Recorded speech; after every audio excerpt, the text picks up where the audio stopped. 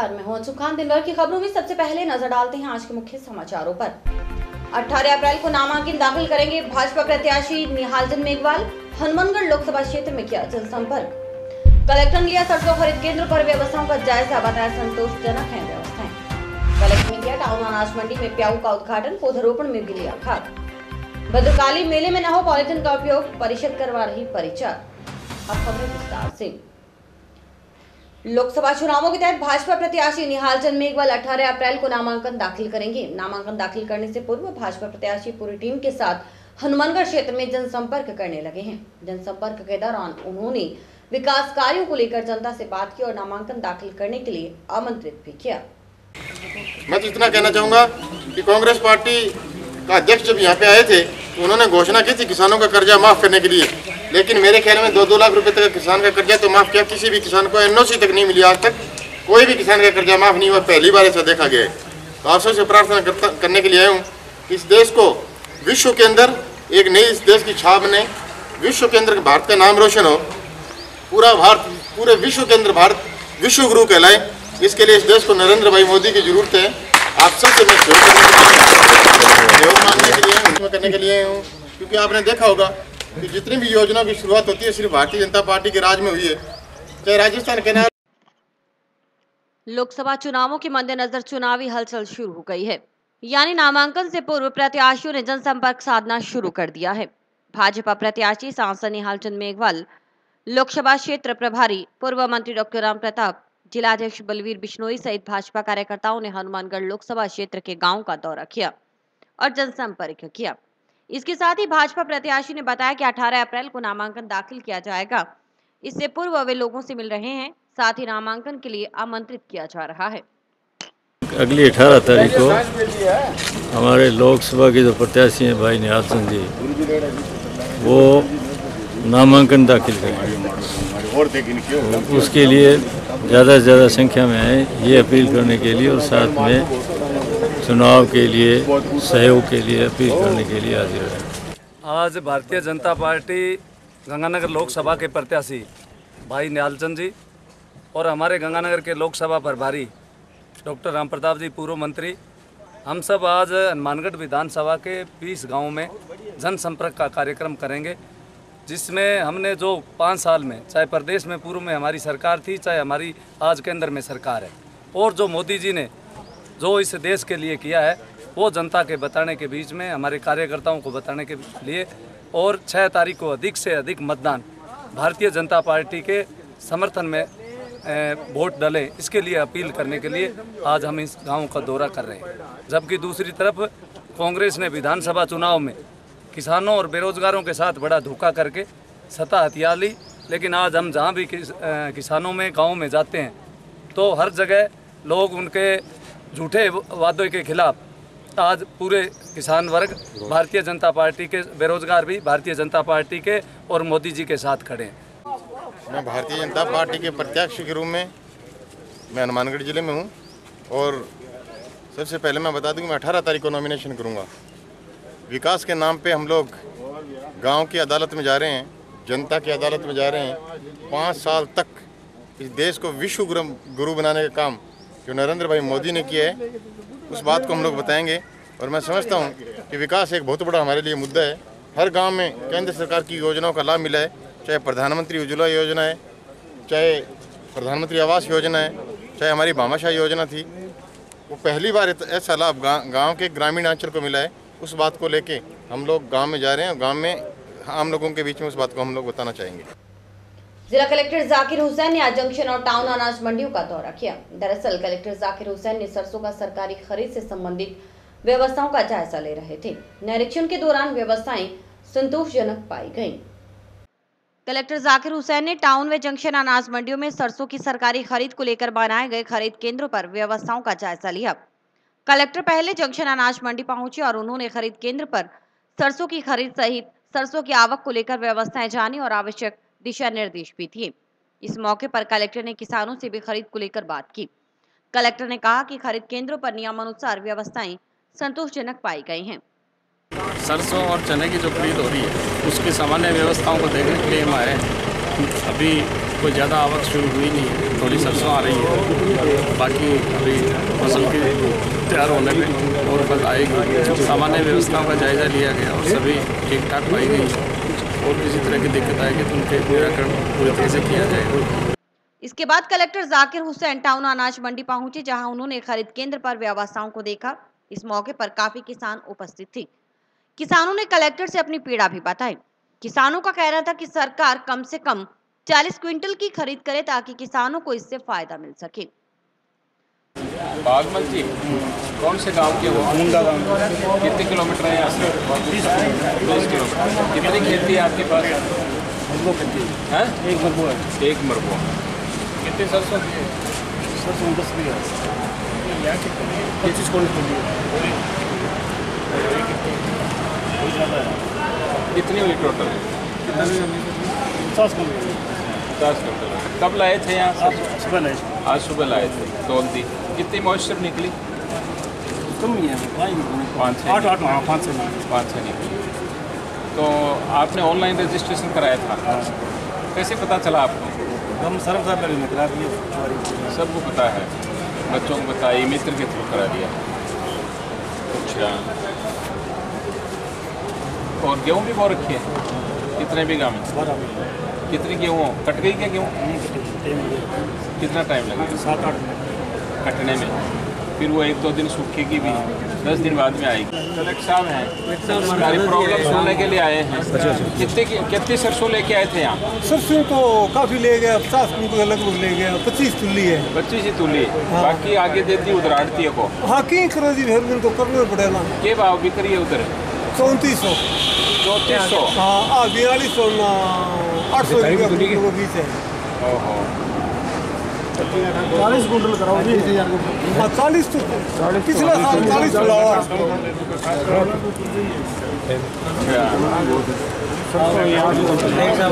चने भी पाए थे क्या? हाँ, चने भी है। कितने को ये हैं? साहब एक बिट्टी बीज नहीं मिल रहा है अभी तक। 6-7 कुंटल मेरा कॉटन बीज पानी लगा हुआ है, बीज नहीं मिल रहा है जी, परमिशन नहीं है अभी तक। बिट्टी पिछले साल तो 40 कुंटल सरੋਂ ਤੁਲਦੀ ਸੀ ਜੀ, ਤੇ ਹੁਣ ਐਤਕੀ 25 ਕਰਤੀ, ਤੇ ਹੁਣ 25 ਤੋਂ 15 ਕਰਨਗੇ। ਆਖੀ ਜਾਂਦੇ ਆ ਜੀ 15 ਕੁੰਟਲ ਚਲਾਉਣੀ ਹੈ, ਤਾਂ ਸਾਇੰਸਦਾਨਾਂ ਨੇ ਵੀ 40 ਕੁੰਟਲ ਹੋਣੀ ਚਾਹੀਦੀ, ਤੁਲਣੀ ਚਾਹੀਦੀ ਹੈ ਜੀ। सरकार ने 40 क्विंटल की घोषणा करी सी। ਨਹੀਂ ਕਰੀ ਜੀ, 40 ਕਰੀ ਸੀ, अब 25 ਕੁੰਟਲ ਦੀ ਕੀਤੀ ਹੈ ਜੀ। 25 ਚਲਾਉਂਦੇ ਆ, 25 ਤੋਂ 15 ਚਲਾਈ ਜਾਂਦੇ ਆ, 20 ਵੀ ਚਲਾਉਂਦੇ। ਅੱਜ ਇੱਕ 20 ਤੁਲੀ ਹੈ, ਇੱਕ 15 ਤੁਲੀ ਹੈ। ਇਹ ਕੀ ਗੱਲ ਹੈ ਜੀ? ਸਾਨੂੰ ਕਮ ਸੇ ਕਮ 25 ਤਾਂ ਚਲਾਓ ਨਾ। बाकी फसल का की करेंगे? ਬਾਕੀ ਤਾਂ ਹੁਣ ਕੀ ਕਰੀਏ? ਜਿਹਦੇ 100 ਕੁੰਟਲ ਹੈ, 200 ਕੁੰਟਲ ਹੈ, ਉਹ ਫਿਰ ਬਾਜ਼ਾਰ 'ਚ ਸਿੱਟਣਗੇ ਨਹੀਂ, ਵੇਚਾਂਗੇ। ਉਹਦੇ 'ਚ 700 ਰੁਪਏ ਦਾ ਲਾਸ ਹੈ। ਉਹ ਸਾਨੂੰ ਫਿਰ ਇੰਨਾ ਘਾਟਾ ਜਾਂ ਤਾਂ ਗੌਰਮੈਂਟ ਉਹਦਾ ਦੇਵੇ, ਕੋਈ ਕਲੇਮ ਤਾਂ ਦੇਵੇ। ਫਿਰ ਜ਼ਿਮੀਂਦਾਰ ਕਿੱਥੋਂ ਕਰਜ਼ੇ ਤੋਂ ਉੱਠੂਗਾ ਜੀ?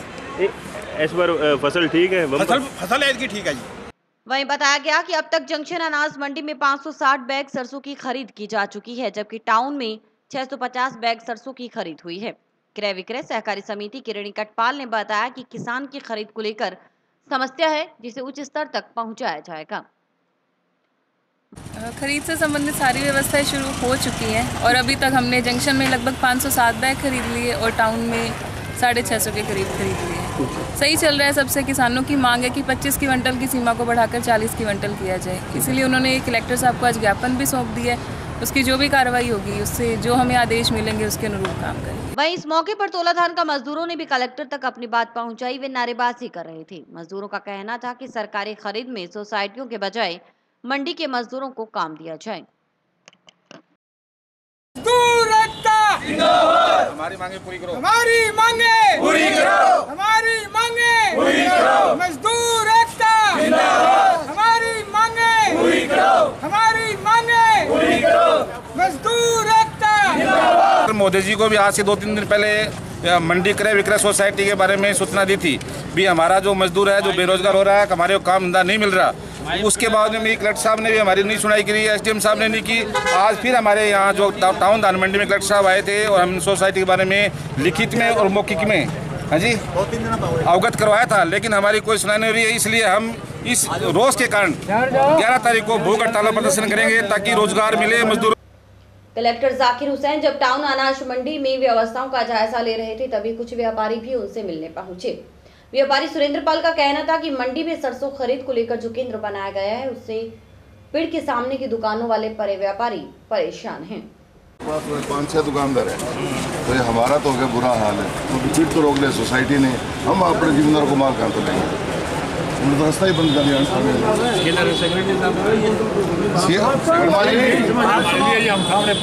ये तो हम कहाँ जाए? ये पेड़ है ना, ये सरसों के लिए है। तो सरसों के लिए वो पेड़ तो अभी खाली दो, आप ये शेड ले लो, तो हम कहाँ जाएंगे? हम कहाँ जाएंगे? ये तो बताओ, 4-5 दुकानदार है, हमारा तो जो फ्रेंड था वो तो रोक लिया, हम कहाँ जाए बताओ? हम भी मार्केट देते हैं, हमारे पास लाइसेंस है। अशोक कुमार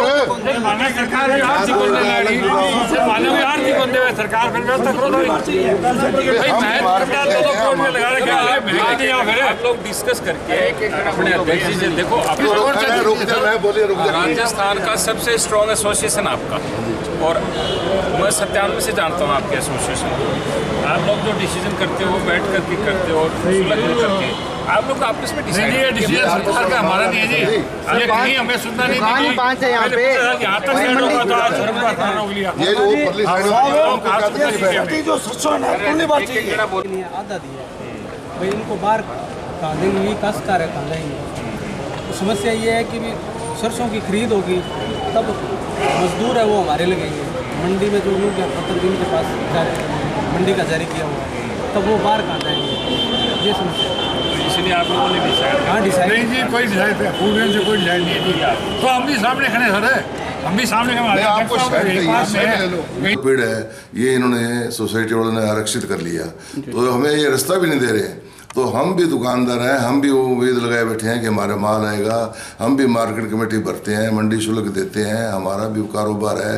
सोसाइटी वाले तो 25 करोड़ तो ला लेगी, जिसके 125 करोड़ खर्चा वो तो जिम्मेदार हमारे पास ही आएगा, तो उसको भी गिरवाने के लिए जगह चाहिए। अगर सरकार किसानों की इतनी ही तैशी है तो इसको अलग से कोई उनका डिपो या कोई फोकल पॉइंट खोलना चाहिए। ये दशहरा ग्राउंड खाली पड़ा है, वहाँ ये टेंट वेंट लगा के वहाँ भी सरसों तुला सकती है। हमें क्यों दुखी करती है?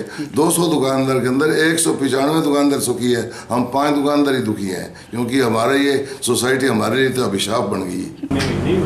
इसके बाद हमारी तो समस्या थी थोड़ी, सरसों सोसाइटी की जैसे सरसों आती है यहाँ तुलती है, तो कॉमन पेड़ उन्होंने रोक रखा है, आधा शेड रोक रखा है, तो उसके लिए हमारी कणक डालने के लिए समस्या है, फिर कम है, उसके लिए हमने कलेक्टर साहब को अवगत कराया।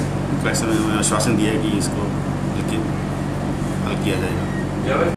वहीं इस संबंध में कृषि उपज मंडी समिति के चेयरमैन रामेश्वर चावरिया का कहना था कि मंडी समिति के सहयोग से जो परेशानियां व्यापारियों और मजदूरों के सामने आई हैं, उनका समाधान किया जाएगा। माननीय जिला कलेक्टर महोदय ने डीएसओ साहब, एडीएम साहब, मंडी समिति सचिव और मंडी समिति के उप निदेशक सभी ने मिलकर के मंडी का टाउन और जंक्शन का निरीक्षण किया। इस दौरान कुछ व्यापारियों को और मजदूरों को जो इस सीज़न में कुछ समस्याएं आई है, उन समस्या का समाधान करने के लिए मंडी समिति असंभव प्रयास करेगी और कुछ व्यापारियों का सरसों खरीद को लेकर के उस जिस जगह को चिन्हित किया है उसको लेकर उनमें कुछ व्यापारियों को समस्या आई है, तो उनसे मिल बैठ करके उसका समाधान करेंगे। और मजदूर है ये अपनी मजदूरी को लेकर के जो जिला कलेक्टर जाकिर हुसैन ने निरीक्षण के दौरान टाउन अनाज मंडी में दानदाताओं की ओर से बनवाए गए प्याऊ का भी उद्घाटन किया और प्याऊ निर्माण करवाने वालों सहदेव और विनोद का भी सम्मान किया।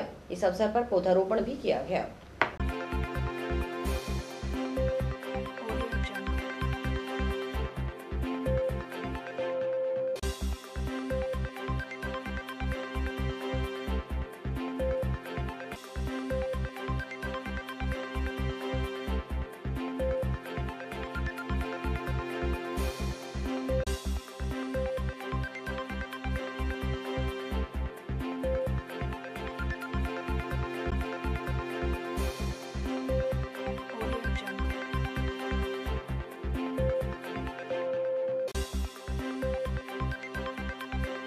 यहाँ कलेक्टर साहब आए हुए थे मंडी में निरीक्षण के लिए, तो हमने हमारे 2 प्याऊ बने हैं यहाँ पे वाटर कूलर दानदाताओं ने वाटर कूलर दिए हैं ठंडे पानी के लिए, तो उनको हमने सम्मानित करवाया है, सहदेव लाल जी को और विनोद जी को।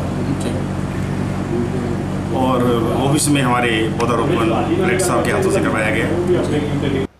लोकसभा आम चुनाव 2019 के लिए मतदान के लिए आमजन को प्रेरित करने और अधिक से अधिक मतदान करने के लिए जिले में स्वीप के तहत मतदाता जागरूकता अभियान को गति देने के लिए मंगलवार को जिले के सभी मतदान केंद्र लोकेशन पर महिला एवं बाल विकास विभाग के सहयोग से रंगोलियों का आयोजन किया गया। लोकसभा आम चुनाव 2019 के लिए मतदान के प्रति आमजन को प्रेरित करने और अधिक से अधिक मतदान करने के लिए जिले में स्वीप के तहत मतदाता जागरूकता अभियान को गति देने के लिए मंगलवार को जिले के सभी मतदान केंद्र लोकेशन पर महिला एवं बाल विकास विभाग के सहयोग से रंगोलियों का आयोजन किया गया।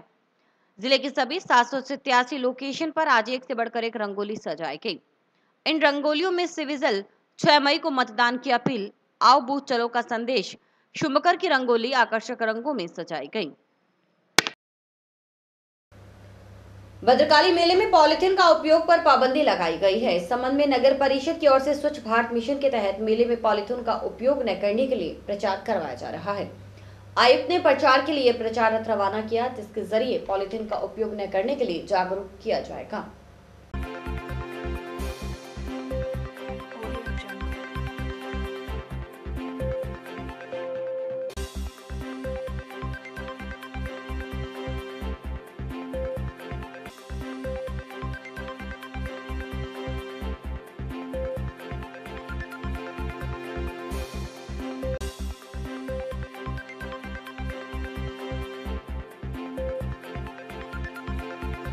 ग्रीन ट्रिब्यूनल ने पॉलीथीन का उपयोग, भंडारण, विक्रय पूर्ण रूप से प्रतिबंधित किया हुआ है। हनुमानगढ़ शहर के नज़दीक माता भद्रकाली का मेला 6 तारीख से 15 तारीख तक चल रहा है। उसमें दुकानदारों और आम पब्लिक को जागरूक करने के लिए, जिसमें पॉलीथीन विक्रय और उपयोग नहीं करें के लिए अवेयरनेस, जागरूकता के लिए रिक्शे से मुन्यादी कराए जाने के लिए आज रवाना किया गया। इसमें पेनल्टी है साहब, जुर्माना सजा है। अगर फिर भी उपयोग करता पाया जाए तो उनको पॉलीथीन जब्त की जाएगी, पेनल्टी लगाई जाएगी और एफआईआर दर्ज करवाई जाएगी। कपड़े का थैला लेके, जूट का थैला लेके। राजस्थान राज्य विधिक सेवा प्राधिकरण जयपुर के निर्देशानुसार मंगलवार को ग्राम पंचायत फतेहपुर में जिला विधिक सेवा प्राधिकरण के सचिव विजय प्रकाश सोनी की अध्यक्षता में विधिक साक्षरता शिविर का आयोजन किया गया। अटल सेवा केंद्र में आयोजित शिविर के मुख्य अतिथि स्थायी लोक अदालत हनुमानगढ़ के अध्यक्ष विष्णुदत्त शर्मा, विशिष्ट अतिथि समाज सेवी बृजलाल भाकर, सरपंच प्रवीण कौशल थे। शिविर को संबोधित करते हुए न्यायाधीश विष्णुदत्त शर्मा ने महिलाओं के नैसंगिक अधिकारों एवं महिलाओं के उत्थान के लिए विधिक जानकारी माननीय नालसा, रालसा तथा केंद्र व राज्य सरकार द्वारा उनके हितार्थ संचालित विभिन्न योजनाओं के बारे में विस्तार से जानकारी दी। न्यायाधीश विजय प्रकाश सोनी ने पीड़ित प्रतिकर स्कीम 2011, बाल विवाह रोकथाम, बेटी बचाओ बेटी पढ़ाओ योजना, विधिक सेवा क्लिनिक, नशे से होने वाले नुकसान, निःशुल्क विधिक सहायता आदि के संबंध में विस्तार से जानकारी देते हुए 13 जुलाई को आयोजित होने वाली राष्ट्रीय लोक अदालत में आमजन को होने वाले लाभ के बारे में भी विधिक जानकारी दी। समाज सेवी बृजलाल भाकर ने शिविर में मौजूद ग्रामीणों को नशे जैसी सामाजिक बुराइयों से दूर रहते हुए 2 कुलों का नाम रोशन करने वाली बेटियों को उच्च शिक्षित करने और बेटी बचाओ बेटी पढ़ाओ का संदेश दिया। अगर कोई योजनाओं को लागू करने में कोई सरकारी योजनाओं का लाभ किस प्रकार से मिले, इसमें की बाधा आ रही है, तो खाना बढ़ने में दिक्कत आ रही है, तो फॉर्मेलिटी में दिक्कत आ रही है, उनको दूर कर सकते हैं। इसके तहत जिला विधिक सेवा प्राधिकरण दलित को, शोषित को, महिलाओं को, बच्चों को निःशुल्क विधिक सहायता उपलब्ध करवानी है। समाचार अभी और भी देखते रहिए दिन भर की खबरें। कलेक्टर जाकिर हुसैन ने एक आदेश जारी कर 4 सदस्यीय जिला स्तरीय स्पेशल टास्क फोर्स का गठित करने हेतु निर्देशित किया है। उन्होंने बताया कि सोमोटो बनाम केंद्रीय प्रदूषण मंडल में माननीय नेशनल ग्रीन ट्रिब्यूनल द्वारा 16 जनवरी 2019 को पारित आदेश के अनुसरण और जयपुर पर्यावरण विभाग के निदेशक व संयुक्त शासन सचिव द्वारा 2 अप्रैल को जारी निर्देशों की अनुपालना में गठित स्पेशल टास्क फोर्स में अतिरिक्त जिला कलेक्टर अशोक आसीसा, एएसपी अतर सिंह शौरान, अतिरिक्त सिविल न्यायाधीश राधिका सिंह तथा बीकानेर के सहायक पर्यावरण अभियंता आशीष कुमार बोरासी को प्रतिनिधि के रूप में सम्मिलित किया गया है। हनुमानगढ़ के चंद्रशेखर का चयन आईएएस के लिए हुआ है। चंद्रशेखर ने ऑल इंडिया में 655वीं व SC में 13वीं रैंक हासिल की है। चंद्रशेखर की इस उपलब्धि को लेकर परिजन बेहद उत्साहित हैं। उनके पिता शिवपाल बताते हैं, चंद्रशेखर की शुरू से पढ़ाई से लेकर IAS तक के सफर को लेकर बताते हैं।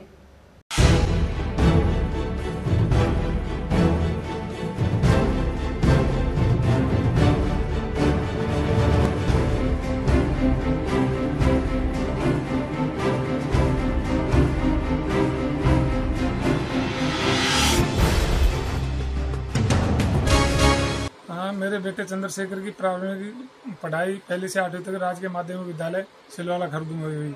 फिर इसमें मेरे को ये वहाँ मेरिट में आया। मैंने इसमें काबिलियत देखी कि हमें कुछ अच्छा कर सकता है। इसके लिए फिर मैंने हनुमानगढ़ में जाके शिफ्ट हुआ और वहाँ 9वीं 10वीं में NPS में एडमिशन कराया।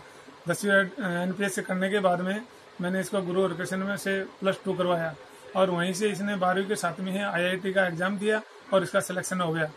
और धनबाद से इसने वहाँ से IIT करके और जो ही इसने डिग्री हासिल की और इसका प्लेसमेंट हो गया Gujarat state petroleum corporation India में इसका सिलेक्शन हो गया। और वर्तमान में ये बॉम्बे में कार्यरत है और लगभग 3 साल हो गए RBI में।